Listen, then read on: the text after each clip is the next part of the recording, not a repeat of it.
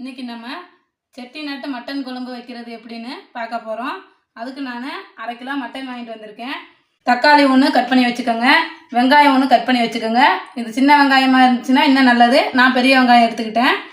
தேங்காய் 1/2 மூடி கட் பண்ணி வச்சாலும் சரி, துருவி வச்சாலும் சரி. இஞ்சி பூண்டு பேஸ்ட்டு 2 டீஸ்பூன் எடுத்துக்கோங்க. எப்படி செய்யலான்னு பார்க்கலாம். தேங்காயை மிக்ஸி ஜாரில் போட்டுக்கோங்க. கூடவே 1 டீஸ்பூன் கசகசா சேர்த்துக்கோங்க. குழம்பு வந்து நல்லா திக்காக வரும். அவ்வளோதான், இதை நம்ம பேஸ்ட் பண்ணி எடுத்துக்கலாம். இப்போ நம்ம மசாலா ரெடி பண்ணிக்கலாம். செட்டிநாட்டுக்கு நம்ம எப்போவுமே ரெடிமேடாக பண்ணி சேர்க்கறது தான் டேஸ்ட்டை கொடுக்கும்.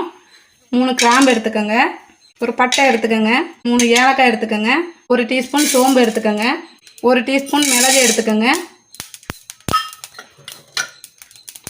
1 டீஸ்பூன் ஜீரகம் எடுத்துக்கோங்க, வரமிளகா 10 எடுத்துக்கோங்க.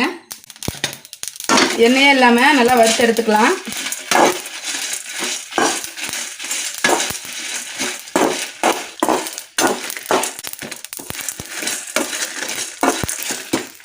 அவ்வளோதான், இது நல்லா வந்து பொரிஞ்சிருச்சு. இது ஆற வச்சுட்டு நம்ம மிக்சியில் போட்டு தண்ணி ஊற்றி அடித்து எடுத்துக்கலாம்.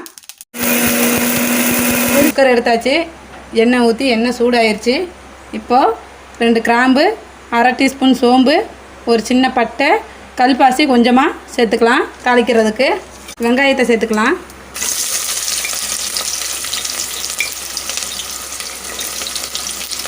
இது நல்லா வதக்கிக்கோங்க.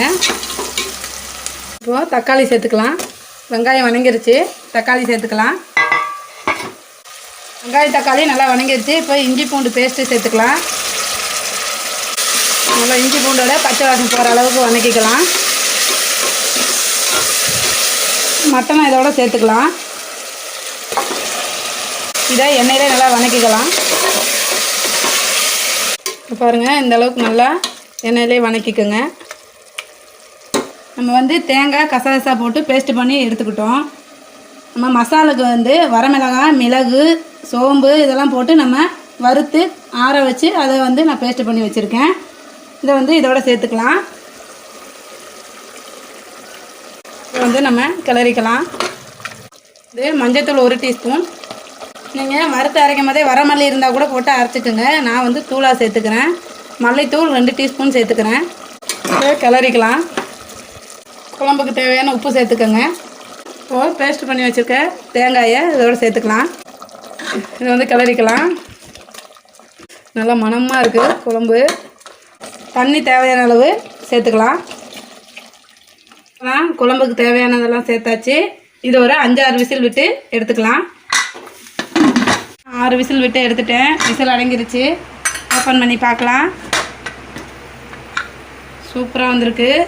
அவ்வளோதான், செட்டிநாட்டு மட்டன் குழம்பு ரெடி ஆயிடுச்சு. நீங்களும் ட்ரை பண்ணி பாருங்கள்.